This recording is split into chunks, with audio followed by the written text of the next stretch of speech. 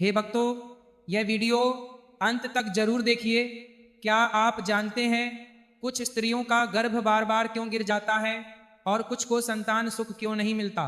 भगवान विष्णु के बताए इस रहस्य को जानकर आप चौंक जाएंगे। ऐसी दिव्य कथाओं के लिए अभी चैनल को सब्सक्राइब करें, क्योंकि यह ज्ञान हर किसी को नहीं मिलता। आइए शुरू करते हैं आज की रहस्यमयी कथा। महिलाएं गर्भवती क्यों होती हैं?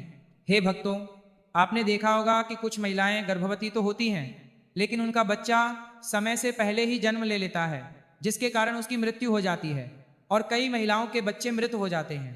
हे भक्तों, आज के प्रवचन में हम आपको इसी विषय पर बताएंगे।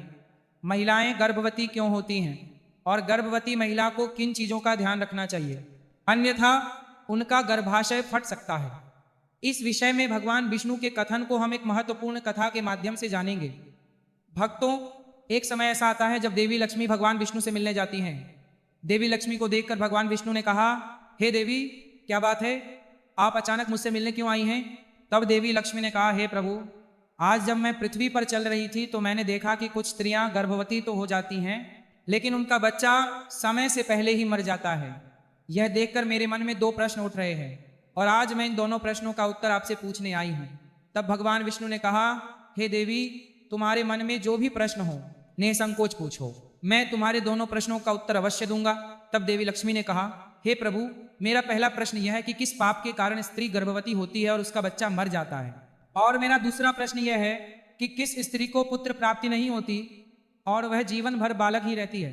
तब भगवान विष्णु मुस्कुराए और बोले, हे देवी, आज इन प्रश्नों के उत्तर पूछकर तुमने समस्त मानव जाति को आशीर्वाद दिया है, लेकिन मैं इन सवालों का जवाब एक कहानी के माध्यम से दूंगी, और यह कहानी सभी स्त्रियों और सभी पुरुषों को अवश्य सुननी चाहिए, क्योंकि इस कहानी को सुनने के बाद आपको पता चलेगा कि किस श्राप के कारण स्त्रियां गर्भवती होती हैं और किस स्त्री के भाग्य में पुत्र प्राप्ति नहीं होती और पुत्र प्राप्ति के लिए उसे क्या करना चाहिए। तब देवी लक्ष्मी ने भगवान विष्णु से कहा, हे प्रभु, आप कहानी सुनाइए, मैं पूरी लगन से कहानी अंत तक सुनूंगा। कहानी सुनाते हुए भगवान विष्णु ने कहा, एक समय की बात है, एक शहर में एक बहुत धनी व्यक्ति रहता था। वह इतना धनी था कि उसके घर में किसी चीज की कमी नहीं थी। उस व्यक्ति की एक बेटी थी जिसका नाम रूपवती था। रूपवती विवाह योग्य थी। तब उस धनी व्यक्ति ने उचित समय देखकर अपनी बेटी रूपवती का विवाह उसी शहर में एक दूसरे गांव के पास वैश्य के पुत्र से करवा दिया। फिर शादी के बाद उस अमीर आदमी की बेटी रूपवती अपने पति के घर में रहने लगती है। वह अपने पति के घर में खुशी से रहने लगती है, लेकिन वह अपने पति से बहुत प्यार करने लगती है। रूपवती की सास का नाम सुनंदा था। सुनंदा का स्वभाव बहुत बुरा था। रूपवती के पास वह अपने घर से दहेज में बहुत सारा सोना और चांदी लाई थी। इसीलिए सुनंदा अपनी बहू रूपवती के चेहरे पर मुस्कान लिए उसका आदर करती और उससे मीठी मीठी बातें करती। वह रूपवती से उसके मायके से कुछ लाने को कहती। रूपवती अपनी सास की बात मानकर अपने पिता से सोना, चांदी, घोड़े, गाय, बैल, अनाज आदि लाने को कहती। वह रूपवती से सब कुछ लाने को कहती थी और उसके पिता भी उसे सब कुछ दे देते थे। इसी वजह से रूपवती की सास उससे बहुत खुश रहती थी। फिर धीरे धीरे रूपवती की सास का लालच बढ़ता गया और वह रूपवती के मायके से सब कुछ छीन लेना चाहती थी। क्योंकि उस धनी व्यक्ति का कोई पुत्र नहीं था, इसलिए सब कुछ रूपवती के पास था। फिर कई दिनों तक यही सिलसिला चलता रहा और उसकी सास उसे अपनी बातें सुनाती और मायके से सामान लाने के लिए कहती रहती। लेकिन भोली भाली रूपवती इस बात से अनजान थी कि उसकी सास उसके पिता से सब कुछ छीनना चाहती है। और रूपवती का पति संजय भी अपनी सास की बात मान लेता था। इसीलिए रूपवती की सास मायके में सब काम करती थी। रूपवती और उनके पति संजय दोनों ही सुनंदा की बात मानते थे। इसीलिए उनके घर में कोई समस्या नहीं थी और सब लोग सुखी भाव से रहते थे। कुछ वर्षों बाद रूपवती गर्भवती हो गई और जब उसकी सास को इस बात का पता चला तो वो बहुत प्रसन्न हुई। उसने तुरंत रूपवती के माता पिता को इस बारे में सूचित किया और बड़े बड़े उपहारों की मांग की। जब रूपवती के पिता ने यह सुना तो वे भी बहुत प्रसन्न हुए और अगले ही दिन मिठाई, सोना, चूड़ियां और सोने की चेन लेकर रूपवती के ससुराल गई। रूपवती बहुत खुश थी। कुछ समय बाद रूपवती के पिता घर लौट आए। कुछ दिनों बाद रूपवती गर्भवती हो गई और उसकी सास ने उसकी अच्छी देखभाल की। वह उसे फल खिलाती थी और घर के सारे काम करती थी। उसकी सास रूपवती को कोई काम नहीं करने देती थी, इसीलिए रूपवती सारा दिन घर पर आराम करती थी। कुछ दिनों बाद एक दिन अचानक रूपवती गर्भवती हो गई और रूपवती की सास बहुत क्रोधित हो गई और उसे ताने मारने लगी। हे पापी स्त्री, तुमने अपने जीवन में ऐसा कौन सा पाप किया है जिसके कारण तुम्हारा बच्चा जन्म से पहले ही मर गया? मुझे नहीं पता कि मेरे बेटे ने तुम्हारे जैसी पापी स्त्री से विवाह क्यों किया। मेरे बेटे का जीवन बर्बाद हो गया। ये सुनकर रूपवती बहुत दुखी हुई और बोली, सास जी, इसमें मेरी क्या गलती है?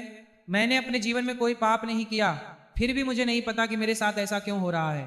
तब उसकी सास ने कहा, हे पापी स्त्री, तुमने अपने जीवन में अवश्य ही कोई गंभीर पाप किया है, जिसके कारण तुम्हारे बच्चे की मृत्यु हुई। फिर कहानी को आगे बढ़ाते हुए भगवान विष्णु ने माता लक्ष्मी से कहा, हे देवी, अब इस कहानी को ध्यानपूर्वक सुनो, क्योंकि यहीं से तुम्हें पता चलेगा कि किस पाप के कारण स्त्री का गर्भ गिर जाता है।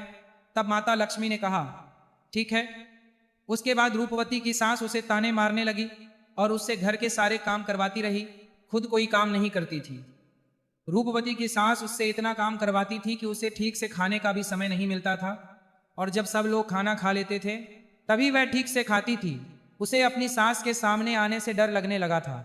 कुछ महीनों बाद रूपवती दोबारा गर्भवती हो गई, जिससे उसका पति बहुत खुश हुआ, लेकिन उसकी सास अब भी उससे नाराज थी।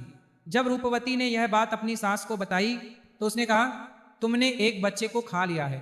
मुझे नहीं पता कि तुम इस बच्चे को जिंदा रखोगी या उसे भी खा जाओगी। मुझे तुम पर जरा भी भरोसा नहीं है, क्योंकि मुझे लगता है कि तुमने अपने जीवन में जरूर कोई पाप किया है, इसीलिए तुम्हारा पहला बच्चा पैदा हुआ। यह सुनकर रूपवती कुछ नहीं बोली और चुपचाप खड़ी रही। फिर धीरे धीरे रूपवती का गर्भ बढ़ता गया और गर्भवती होने के बावजूद वह घर के सारे काम करती थी, लेकिन उसकी सास उस पर जरा भी दया नहीं करती थी।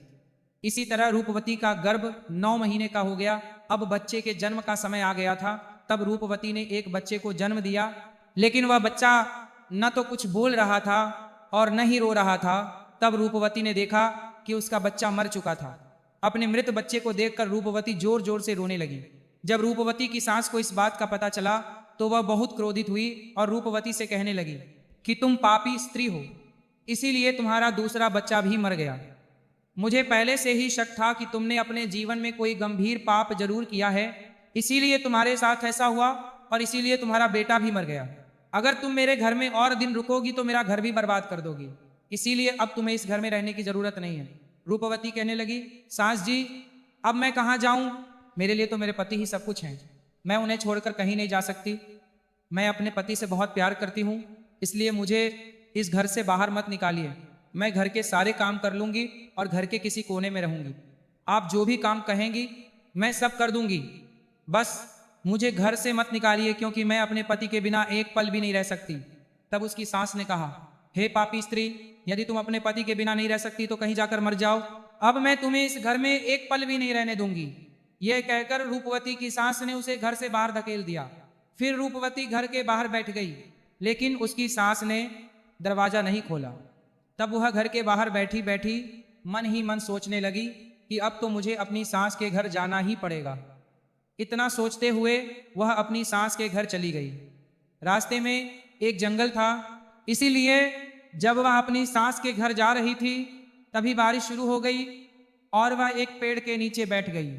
फिर एक साधु वहां से जा रहा था, तभी उसने रूपवती को पेड़ के नीचे बैठे देखा और उससे पूछा, हे पुत्री, तुम कौन हो और इस जंगल में अकेली क्या कर रही हो? रूपवती ने साधु से कहा, हे साधु, मैं एक बहुत धनी पुरुष की पुत्री हूँ और मेरी शादी एक वैश्या से हुई है और मुझे अभी तक कोई पुत्र नहीं हुआ है। एक बार मैं गर्भवती हुई तो मेरा गर्भाशय लटक गया और जब मैं दोबारा गर्भवती हुई तो जन्म लेते ही मेरे बच्चे की मृत्यु हो गई। इसीलिए मेरी सास ने मुझे घर से निकाल दिया। इसीलिए अब मैं इस जंगल में इधर उधर भटक रही हूँ। हे जिस्सी, कृपया मुझे कोई उपाय बताइए जिससे मुझे पुत्र प्राप्ति हो सके। तब साधु ने कहा, चिंता मत कीजिए, मैं आपको उपाय बताता हूँ और यदि आप इसे पूरी श्रद्धा से करेंगे तो आपको निश्चित रूप से पुत्र प्राप्ति होगी। मैं आपको इसके कुछ नियम भी बताता हूँ, ध्यान से सुनो। एक स्त्री को अपने पति के साथ शारीरिक संबंध नहीं रखना चाहिए और न ही उसे छूना चाहिए। ऐसा करने से गर्भ में पल रहे बच्चे का संतुलन बिगड़ जाता है।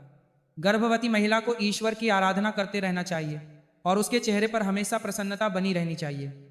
गर्भवती महिला को कभी दुखी या निराश नहीं होना चाहिए, क्योंकि दुख का बच्चे पर बुरा प्रभाव पड़ता है। गर्भवती महिला को दूसरों के घर खाना नहीं खाना चाहिए और यथासंभव अपने घर में ही रहना चाहिए। गर्भवती महिला को डरावनी चीजें नहीं देखनी चाहिए, क्योंकि इसका बुरा प्रभाव पड़ता है। गर्भवती महिला को अच्छा खान पान रखना चाहिए ताकि बच्चा स्वस्थ रहे। इन नियमों का पालन करने वाली स्त्री को अच्छा पुत्र प्राप्त होता है और जो इन नियमों का पालन नहीं करती वह गर्भवती हो जाती है। तब साधु ने कहा, अब मैं तुम्हें पुत्र प्राप्ति का उपाय बताता हूँ। यदि तुम इसे ध्यान से सुनोगी तो तुम्हें पुत्र प्राप्त होगा। तब रूपावती ने कहा, जी महाराज। तब साधु ने कहा, पुत्र प्राप्ति के लिए पति को माहवारी के पहले 4 दिनों में अपनी पत्नी से नहीं मिलना चाहिए, क्योंकि ऐसा करने से पुत्र नपुंसक हो जाता है। 5वीं रात को मिलने से पुत्र को पुत्र प्राप्ति होती है। 6ठी रात को मिलने से पुत्र को रत्न प्राप्त होता है। 7वीं रात को मिलने से पुत्र नपुंसक हो जाता है। 8वीं रात को मिलने से पुत्र शक्तिशाली बनता है। 9वीं रात को मिलने से पुत्र सुंदर बनता है। 10वीं रात को मिलने से पुत्र बुद्धिमान और श्रेष्ठ बनता है। 11वीं रात को मिलने से पुत्र सुंदर बनता है। 12वीं रात को मिलने से पुत्र नेक बनता है। 13वीं रात को मिलने से पुत्र सुंदर बनता है और 14वीं रात को मिलने से पुत्र बुद्धिमान और शक्तिशाली बनता है। इन नियमों का पालन करने से आपको एक नेक पुत्र की प्राप्ति होगी। यह कहकर साधु महाराज वहां से चले गए। तब रूपावती ने मन ही मन हो गाता है, यह केकों में लगा करता हो रहा है। सोचा, यदि मैं साधु महाराज के निर्देशों के अनुसार कार्य करूंगी तो मुझे भी पुत्र प्राप्ति होगी और मेरी सास मुझे घर से बेदखल नहीं करेंगी तथा घर के सभी लोग मेरा बहुत सम्मान करेंगे। रूपवती बहुत सोच रही थी। तभी उसका पति उसे ढूंढते हुए वहां पहुंचता है और रूपवती से कहता है, तुम इस जंगल में क्यों आई हो? मैं तुम्हें लेने आया हूं, चलो घर चलते हैं। रूपवती ने अपने पति को साधु महाराज के बारे में सब कुछ बताया और कहा, नहीं, अब मैं तब तक घर नहीं जाऊंगी जब तक मुझे पुत्र प्राप्त नहीं हो जाता। रूपवती की यह बात सुनकर उसका पति भी उसके साथ जंगल की एक झोपड़ी में रहने लगा। फिर मासिक धर्म की 14वीं रात को रूपवती अपने पति से मिली, जिससे वे गर्भवती हो गईं और गर्भवती होने के बावजूद जंगल में रहने लगी। उनके पति जंगल से लकड़ियां लाते थे, जिनसे वे दोनों खाना पकाते और खाते थे। इस तरह 9 महीने बीत गए और रूपवती के बच्चे के जन्म का समय निकट आ गया। एक दिन रूपवती को एक बहुत ही प्यारा बेटा हुआ और बेटे के आने से रूपवती और उसके पति दोनों बहुत खुश हुए। तब रूपवती के पति ने उससे कहा, चलो अब हम दोनों घर चलते हैं, क्योंकि माँ ने बेटा होने पर ताने मारकर तुम्हें घर से निकाल दिया था, लेकिन अब बेटा हो गया है, अब वो भी खुश होंगी। रूपवती ने कहा, ठीक है, चलो घर चलते हैं। फिर जब दोनों घर लौटी तो रूपवती की सास ने देखा कि उसे एक बेटा हुआ है। यह देखकर वह बहुत प्रसन्न हुई और रूपवती से बोली, तुम्हें बेटा कैसे हुआ? रूपवती ने जवाब दिया, जब तुमने मुझे घर से निकाल दिया तो मैं जंगल में चली गई और वहां मेरी मुलाकात एक विद्वान साधु महाराज से हुई। उन्होंने मुझे पुत्र प्राप्ति का उपाय बताया और उस उपाय से मुझे पुत्र प्राप्ति हुई। तब उसकी सास ने उससे कहा, इसका मतलब है कि साधु महाराज बहुत ज्ञानी हैं, तो उन्हें धनवान बनने का तरीका भी जरूर पता होगा। इसीलिए मैं अब जंगल में जाकर उनसे धनवान बनने का उपाय पूछूंगी। तब रूपवती ने कहा, नहीं सास जी, आप वहां मत जाइए। क्या आपको पता है कि उस साधु महाराज से वहां मुलाकात हुई थी या नहीं? तब उनकी सास ने कहा, नहीं, मैं जाकर उनसे धनवान बनने का उपाय पूछती हूँ। इतना कहकर उनकी सास उसी जंगल में चली गई। वहां उन्होंने एक शेर देखा, जिसे देखकर वे डर गईं। फिर शेर उसे खाने के लिए आगे बढ़ा। जैसे ही शेर उसे खाने के लिए आगे बढ़ा, रूपवती की सास ने उससे कहा, हे सिंहराज, मुझे क्यों खाना चाहते हो? मुझे खाकर तुम्हें क्या मिलेगा? तब शेर ने कहा, हे पापी स्त्री, तुम्हारा स्वभाव बहुत बुरा है, इसीलिए मैं तुम्हें खाऊंगा। ये कहकर शेर उसे खा गया। फिर उसकी मृत्यु हो जाती है और यमराज के 2 दूत आकर उसे यमलोक ले जाते हैं और यमराज के सामने खड़ा कर देते हैं। तब चित्रगुप्त ने उस स्त्री की कुंडली देखी। कुंडली देखकर उन्होंने कहा, हे धर्मों के राजा, इस स्त्री ने अपने जीवन में घोर पाप किया है। यह महिला अपनी बहू को बहुत प्रताड़ित करती थी। गर्भवती होने के बावजूद वह घर के सारे काम करती थी और जब बहू के बेटे की मृत्यु हुई तो उसने उसे घर से निकाल दिया। चित्रगुप्त की ये बातें सुनकर यमराज उस स्त्री पर बहुत क्रोधित हुए और उन्होंने दूतों से कहा, उसे नरक में डाल दो। मित्रों, कथा आगे बढ़ती है। भगवान विष्णु माता लक्ष्मी से कहते हैं, हे देवी, इस प्रकार उसकी सास को उसके कर्मों का दंड मिला और रूपवती ने गर्भावस्था के नियमों का पालन किया, जिससे उसे एक सुखी संतान प्राप्त हुई। इसी प्रकार यदि कोई स्त्री कर्म करती है, उस भाष्य के वचनों के अनुसार उसे भी निश्चित रूप से पुत्र प्राप्त होगा। तब माता लक्ष्मी ने कहा, हे प्रभु, वे कैसी स्त्रियां हैं जिन्हें पुत्र प्राप्ति का सौभाग्य नहीं है? वे अपने जीवन में ऐसा कौन सा पाप करती हैं जिसके कारण उन्हें पुत्र प्राप्ति नहीं होती? और पुत्र प्राप्ति के लिए उन्हें क्या करना चाहिए? तब भगवान विष्णु ने कहा, ये वे स्त्रियां हैं जो हमेशा अपने पतियों से झगड़ा करती हैं, घर में हर काम अपनी मर्जी से करती हैं और अपने पतियों का सम्मान नहीं करती।